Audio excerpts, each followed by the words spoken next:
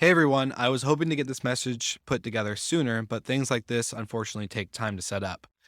I just want to say that the acts of war against Ukraine break my heart, and I know as a prior service member myself that my thoughts and prayers go out to everyone who's fighting the fight that they really shouldn't have to. That being said, we have been working behind the scenes with all of our podcasts and podcast partners to put a fund together in order to pay for any refugee housing and other needs that go alongside that, like food, water, and any clothing needs. Internally, many podcasts in the Hospitality FM network have voluntarily given up sponsorship money in order to donate to the cause and are working on a unified message in order to spread throughout all of our podcasts. So this is me calling out to all of our property manager friends, industry experts, and anyone knowing of those providing lodging for Ukrainian refugees seeking safety. You can contact me directly at will with one L, W-I-L, at slicktalkmedia.com. We have an internal document that is being updated in real time. So if anyone could share this message within your network, we'd greatly appreciate it. I'm also placing in the show notes a link to our GoFundMe and landing page for Rentals to Rescue. That's rentalstorescue.com, where we're putting funds together in order to, again, provide finances for any of these lodging and relocation needs. So thank you so much for tuning into this quick message. I hope you guys are all well and safe, as I know we have tons of listeners in Ukraine and other countries in Europe. So thank you so much for tuning in, and I hope you guys enjoy this episode.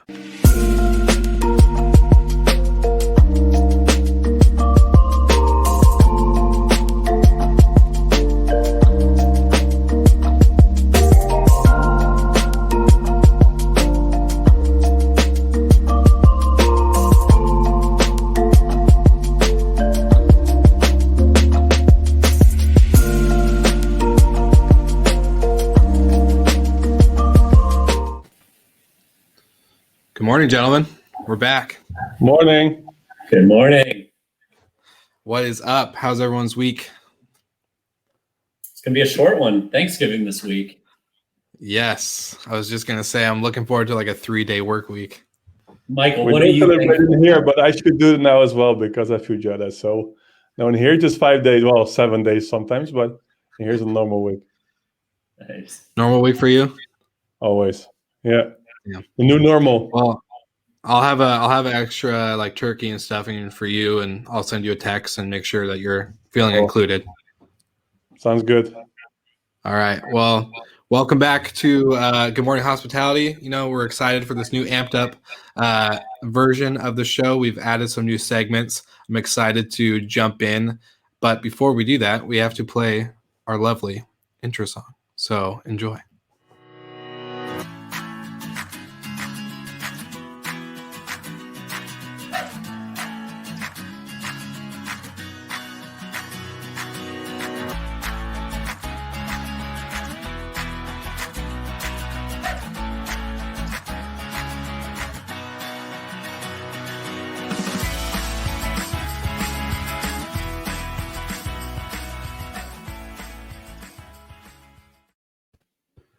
Gosh, it's so good. I love it. So much better. I know you were moving with your head for sure during the music, or not? Yeah. Oh yeah, that was just me just getting, gotta warm up. Perfect. So I'm excited. This is fun. We like I said, we amped up the show a little bit. We've added some new segments. But the quick topics of the week, we're talking about a little bit of data, a little bit of regulation, and a little bit of recovery and how they all kind of play together. So I'll let the mic go to one of you two. Who wants to take it off? I'll jump in. I think basically the new structures, we all pick an article that we found interesting from the week before and outline it. My article comes from a new media platform called HRE, Hospitality Real Estate. And it covers it if Airbnb's regulation risk is overblown.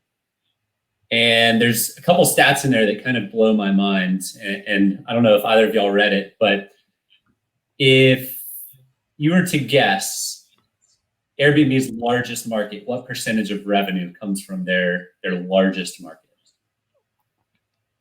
Are we talking like home share or not share, but like entire home rental or what city accounts for Not what city, but how much does revenue in their largest city account for?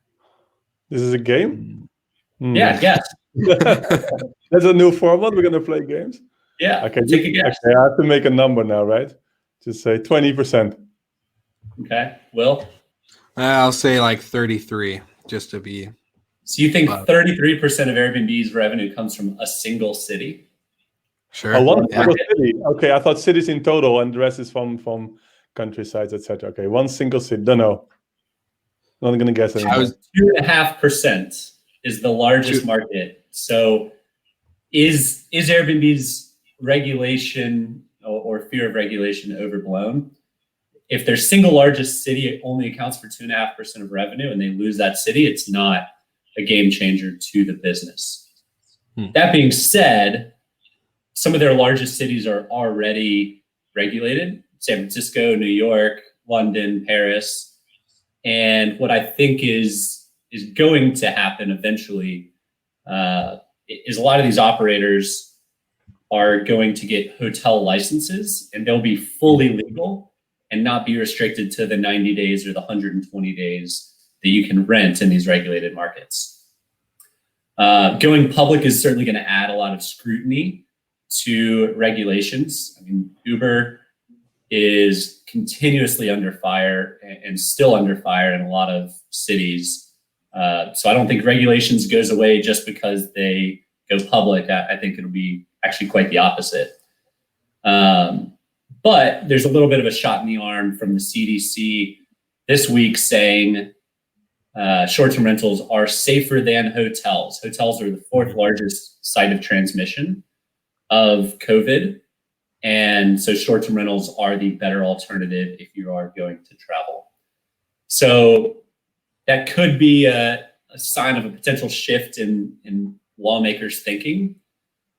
But there's always the COVID house parties that have continued to plague the industry. The number one reason people regulate rentals, first is taxes, second is noise, third is parking, and fourth is trash. And most cities, I think, have worked out the tax standpoint. And then it comes down to noise. And that's where, shameless plug, where Noisework comes in and can really help change the argument at City Hall. But back to the original topic, is there a regulatory risk for Airbnb?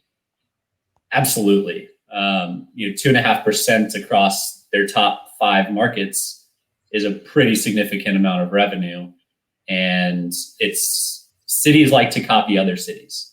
Nobody likes to come up with their own regulations. They're in a copycat mode. So I think it's something to keep an eye out for and be cautious of, and just know why people regulate and find potential solutions for those. Well, I'm curious if they will try to find gaps, right, in the regulations. You can see now when there's, even during this whole COVID period, when restaurants has to be closed, for example, only hotels can be open. Hotels focusing on guests want the full experience, so dinner plus stay. So I'm just curious. You saw in the airports, you see that illegal parking wasn't allowed. So what they're doing, they're renting a virtual desk plus a parking. Nobody's using the virtual desk. They only just want to have the parking. So I'm just curious if they would just come up with some gaps or some creativity still to get the people in cities where there's regulation. I was in Austin, Texas last week, and we went to this cocktail bar, and you can't be a cocktail bar open past like 9 or 10. So every food item you ordered came with a cocktail. So you'd get like 4 pieces of popcorn, but it came with a cocktail. So you could open late and it was officially a restaurant. So to your point, Michael, 100%, and this has been happening for a long, long time. One of those largest markets of Airbnbs is New York City. Well, Airbnb is banned in New York City. So I think there's certainly a lot of different ways around it. In London, you can do up to maybe 90 days or 120 days of short-term rentals.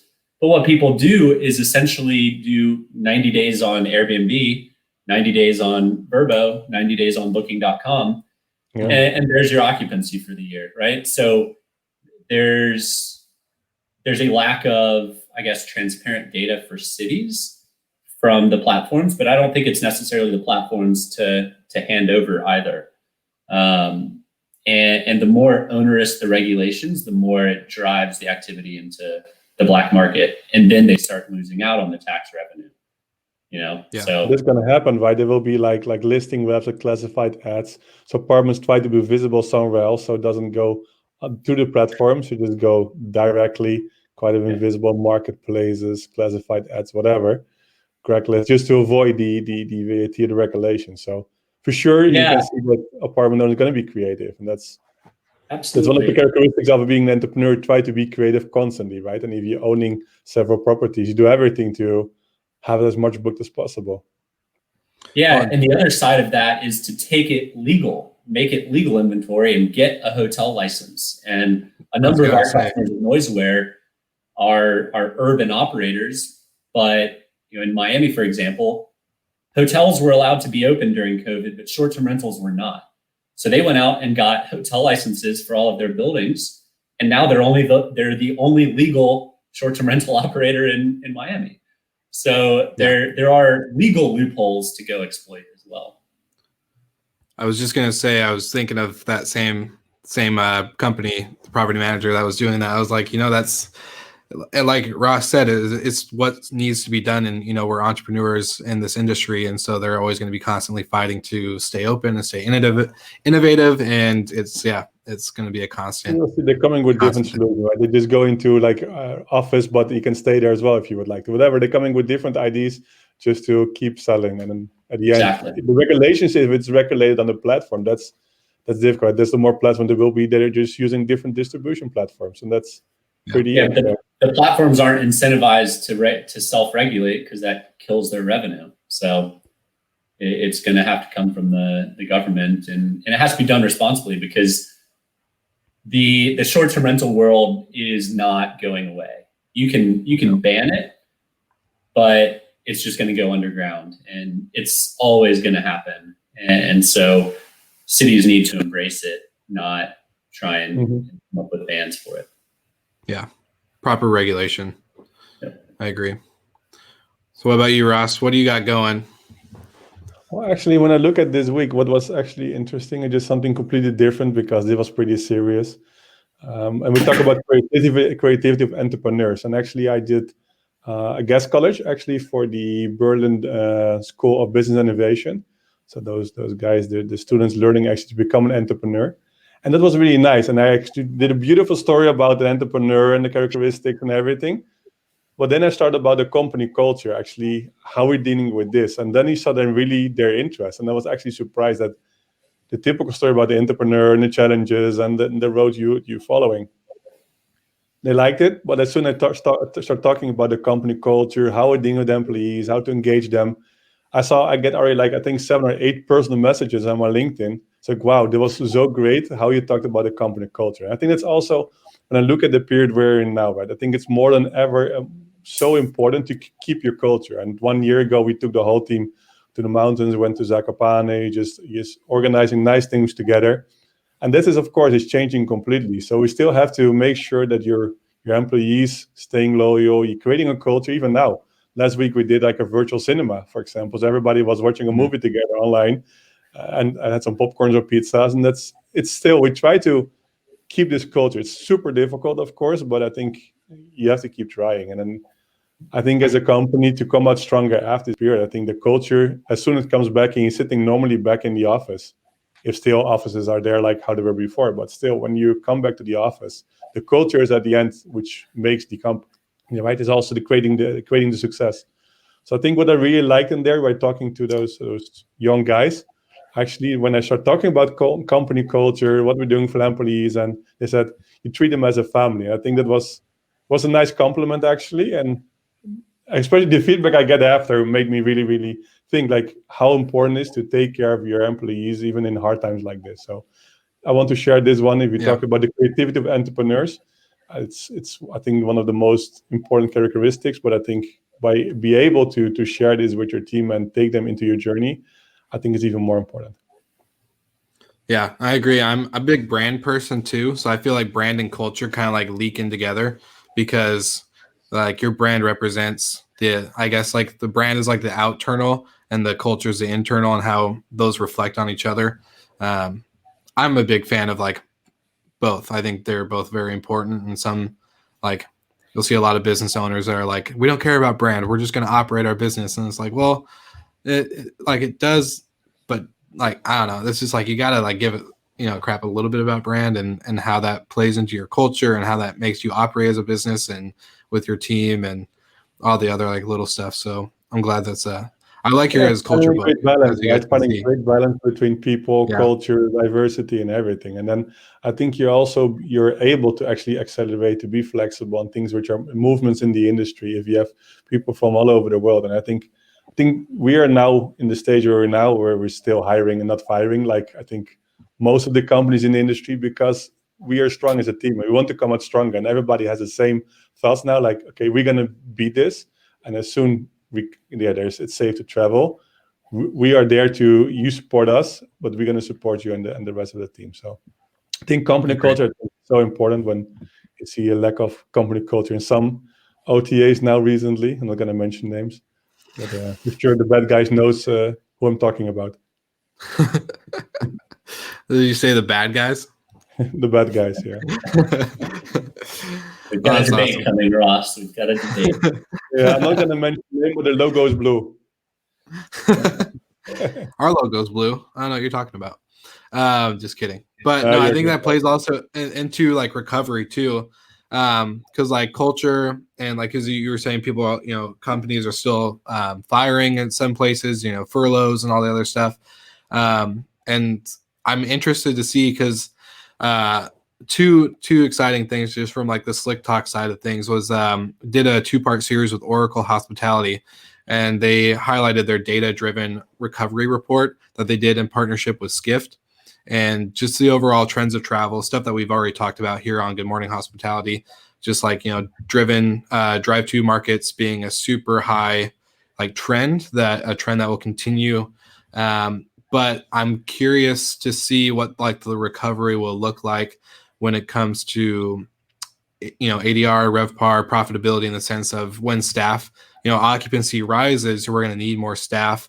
And a lot of hotels, especially right now, are running pretty skeleton crews, or crews, yeah, crews, like a crew. And so it's just interesting to see. And we had a data analyst from STR on the podcast last week, and we were highlighting the RevPAR recovery quarter 3 analysis, and looking at like the 2019 numbers, you can see there's a negative 34% in RevPAR, and so seeing what that looks like into the trends of 2021, 2022.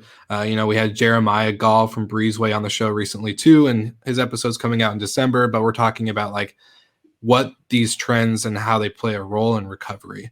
And it's pretty interesting to see just all these things that we've talked about here on this podcast, and just how that will affect, we only got 40 days left of 2020. So interesting to see everything come to light.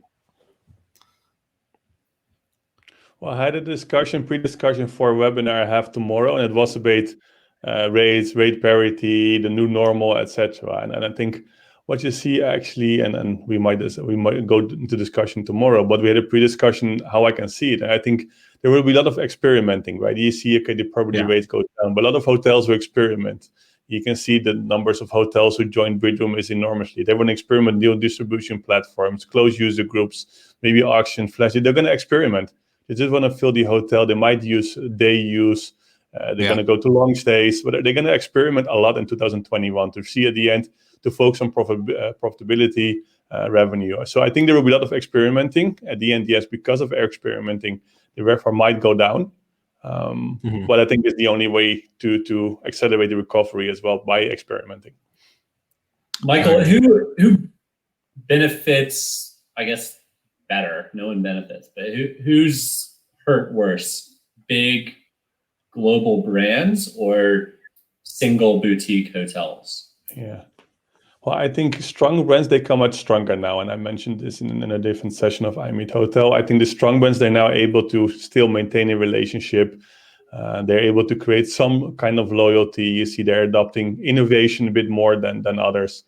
And I think you see even the larger chain hotels who said a year, 2 years ago, I'm not sure if I should work with Bidroom because I sell 60, 70%, 30% maybe directly. The rest I will sell to OTAs, and it's always the same too. But now they said, like, actually, we really want to change this industry. We want to work with new distribution partners. So you can see also that the hotel chains, actually, they're more willing than ever to use different distribution platforms and go into closed user groups like we do, or maybe into flash deals. I think this whole rate parity part, now they see nobody's filling their hotel, and they would just do everything to recover. So I think the smaller ones, they not have the resources to come back stronger with marketing, with visibility. So I think it takes longer before the small or independent hotels will recover. I think the chain hotels, also when they have the image and cleaning and good communication and PR, they're able to recover quicker. I agree. Well, I think that's a good way to segment into one of our new, or a good way to segue into one of our new segments. We call it the Bidruption Report. So I will make Golden and myself disappear.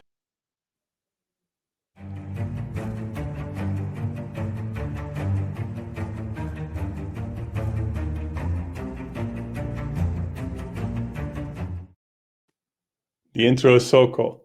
Now, in the weekly Bidruption report, I want to discuss. I want to pick actually every week a startup which actually get my attention. So it could be regarding fundraising, could be because of a different way of attention. And this week I want to mention TripLoop. TripLoop is a startup from Austin, founded by Diego and his wife. And actually, I met them a few years ago during the World Tourism Forum. And actually, they built a solution for group travel. But actually, of course, group travel is that. I spoke with him a few months ago, and I said, Diego, how does it go? Probably it's a really difficult period for you. And how are you doing? And he said, actually, we just built actually something new. What we did when we saw this is coming, we actually went to virtual group travel. So I really like what they're doing. So my compliments for them by moving actually from group travel into virtual group travel. So actually they could use almost everything from their current technology. They could use it to actually move into virtually. So people can create an account still like before. They can see which other people join the group travel, but they meet online and they visiting together completely virtually in Japan. By doing this, they get a huge project actually from the Japanese tourism board. And actually they are able now to survive this whole difficult period and did a great deal with them. So great what they did. And I think this shows actually entrepreneurship. So creativity, as I mentioned before. So yeah, if I will do every week one startup. I think for me, the startup of the week is TripLoop. And let's check this week which startup I choose for next week. But it's one of my favorite topics to address. So it's nice to have this part of the Bidruption report. Second thing I want to do every week is also mention some events. As you all know, we have our own event as Bidroom. We have the iMeet Hotel Conference. So this week on Friday, we have a special edition. So we do together with SHMS, which is the Swiss Management Hotel School. We're going to do the Swiss Alps edition. So that's actually co-organized by students. And we'll talk about the hospitality. So this Friday, tune in, will be great. When we organize together with students. As I mentioned, tomorrow I discuss the new normal on travel agencies, about rate parity and more. And the last thing I want to just include this week to the Bidruption report is the World Tourism Forum Lucerne. In 2017, Bidroom won the award, and we celebrated really well after. And it was great. We also won a nice award plus prize. And actually, I saw that the application is open again. So if you're a startup in travel, in tourism, go to the website of the World Tourism Forum and apply now, because it's a great journey and I want to recommend them. We learned a lot from it. We won in 2017, as I mentioned, and I will be a jury member this year. So yeah, I might pick you as a winner. So don't forget to apply. And of course, I mentioned tune in Friday for the iMeet Hotel Special Swiss Alps edition. Thank you. Perfect. Thank you, Michael. And now we'll introduce Mr. Ross Mr. Golden. Man, too many Michaels in this place. Get Mr. Golden on What's with the Noise segment. So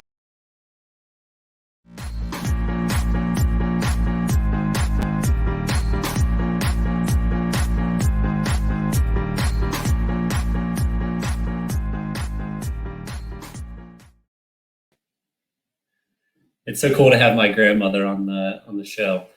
So with what's with the noise, I'll cover each week what I'm hearing the most from customers, clients, people in the industry, what's going on. And one of the key topics that a lot of people were talking about last week was Domio and their meteoric rise and equally as meteoric fall. Mixed results as if they're totally gone or if they're selling off whatever assets they have. But it's another multifamily master leasing company that has not been able to weather the storm. Now, on our first episode on Good Morning Hospitality, we talked about, is there a viable path to having an apart hotel brand exist? And I 100% believe that there still is that path, and there will be a massive apart hotel brand or two or three. But the news this week is that it's not going to be Domio. Back to you, Will. We're back. Awesome. Well, I like the new segments. I think they're fun. We've had a little fun creating, the video intros and whatnot. Love that your grandma was able to do that for us, in the middle of COVID, and just really just taking the embracement of Good Morning Hospitality. Sweet. No, I think this is great. We've covered a lot in this 30 minutes or so episode, but I guess I'll leave this to you guys on, is there anything coming up? Obviously we have holidays coming here in the US, Thanksgiving, and then of course leading into December we'll have Christmas not too far along. So anything I guess coming up with specific bid room or NoiseAware stuff? I know I'm excited for the Slick Talk newsletter that comes out every week and how much cool content's in there. So people should, shameless plug, go check that out. It's coming out today, but that has a lot of news and updates as well from my end. But I'm just curious on your guys's.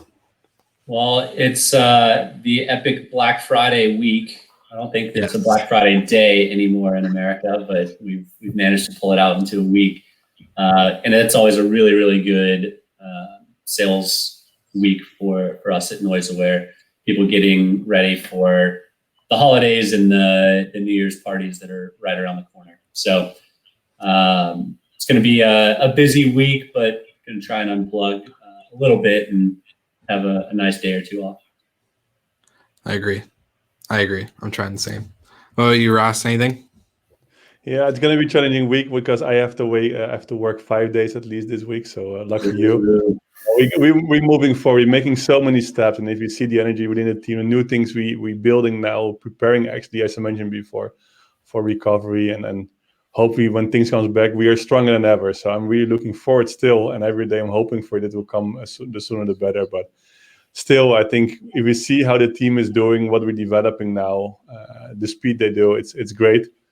This week some conference, nice always to share my insights, and I'm more looking forward to next week actually when I pick a new startup and see you guys again. Yes, me too. I'm looking forward for the Bidruption report and what's with the noise. It's my favorite part of the week now. Awesome, guys. Well, thank you so much for the people who have been watching us live. Check us out at goodmorninghospitality.com. You can find out more information. We'll be turning, more blogs and more videos and podcast stuff. So I'm excited for us on the amping up of the show. And then if you're watching on the replay, go ahead and comment on your favorite part. What segment was your favorite? And of course, give us a little bit of a competition for what's with the noise or Bidruption. I'm kind of curious to see who's fighting for what team over here. But thank you guys for tuning in. The startup, right? So if they've got any topics they want to address, or you have a favorite startup, feel free to share it. So you might pick that one. Yes, don't forget that too. Awesome. Well, thank you guys for joining me this lovely Monday morning, and we'll see you guys next week.